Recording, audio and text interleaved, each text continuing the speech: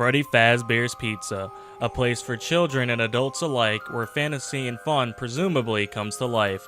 However, during 3 fateful years, this humble pizzeria was hit by tragedy after tragedy. 5 children went missing. Susie, Germany, Fritz, Gabriel, and Cassidy went missing. Now, not all of these kids went missing on the same day, so we have done our best with research to come up with a possible timeline of events. In the summer of 1985, Susie went missing at Freddy Fazbears.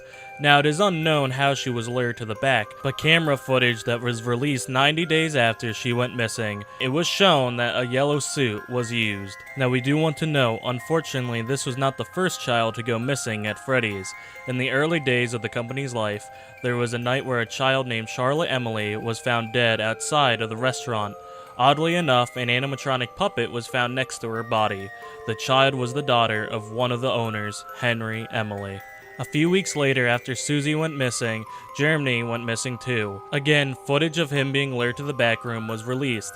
However, this time a yellow bear suit was seen being used. Then lastly, Fritz and Gabriel went missing on the same day. The footage that was released showed a yellow rabbit suit was being used. Fazbears were closed for a little bit after this. However, there was a conviction. Henry Emily, former co-owner of Fazbears. Henry was accused by co-owner Afton. The profile matches up. Henry would know how to use the yellow suits as they were built by Henry and Afton. At the time, it was believed that Henry and William were the only two that knew how to use those suits. You may be wondering what happened to the children. Well, we were never able to find that out. Henry was uncooperative during the interrogation, saying that he doesn't know. The restaurant was closed down and left to rot after Henry was arrested. However, Afton delegated the title of CEO to someone else in the Fazbear company. William would later go on and work on his own company called Circus Baby's Pizza World. However, the restaurant would never come into fruition due to gas leaks at the building. As for Fazbears, unfortunately the nightmare would continue in a new location called Freddy Fazbears Jr.'s.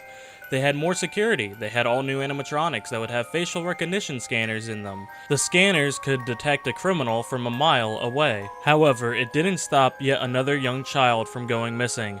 The child being Cassidy. Again, a yellow rabbit suit was used. This led to Henry being let go as it couldn't be him.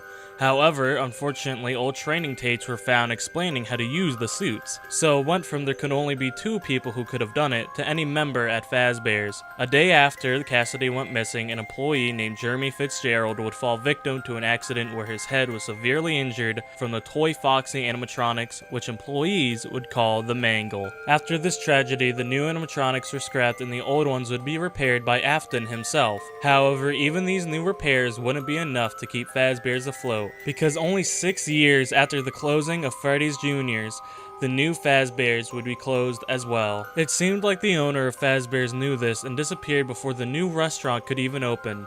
William Afton was last seen going into Freddy's to finish fixing the animatronics one night in 1998.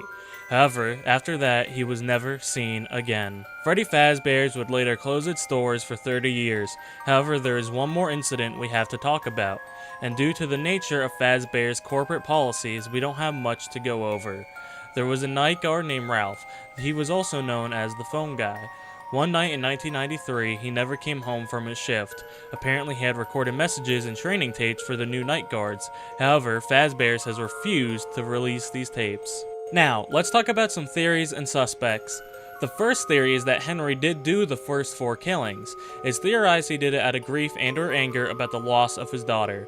Another theory as to why he would have done it is to ruin the company to spite William after a falling out they had.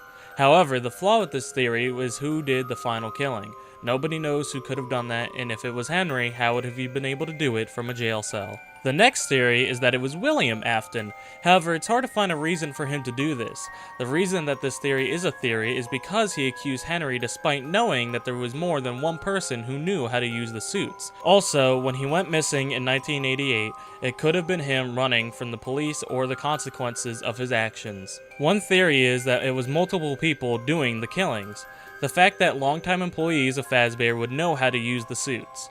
and the fact that the man or woman in the suit is unknown. And the final theory that we will go over today is that it was one of the managers of Freddy's, Ralph, or more commonly known among the Fazbear staff as the phone guy. He went missing in 1993 and on his final shift as well. The theory goes that he snapped one day and killed the children, then stayed there for years until he made his disappearance in 1993. So, what became of Freddy's? Well, in 2023 there was going to be a distasteful horror attraction based on the tragedies. However, it caught flame 1 week before opening. It's speculated it was an insurance scam. The last thing of note, there's a new Freddy Fazbears pizza place coming soon for a limited time with a brand new rockstar animatronics. We can only hope that it's not followed by the same shadow the rest of this beloved pizza chain is. Okay guys, I know that was a lot, but I had a lot of fun writing this script and acting like FNAF was real. It made me feel like a kid again. Alright gang, that's all for today. Please let me know what you guys thought of this sort of true crime sort of video. Thank you all for watching, stay safe out there, and may the stars shine down upon you. Bye!